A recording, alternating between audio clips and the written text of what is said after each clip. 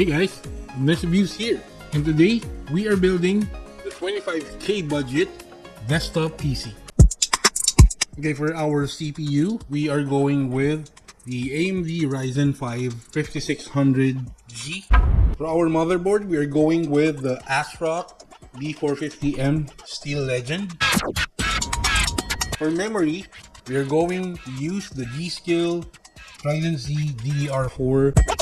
For our SSD, we are going with the Kingston NV2. So for our power supply, we are going with a Seasonic S12 650 watt 80 plus bronze power supply right here. The Fantech Aero 6G80 middle tower case.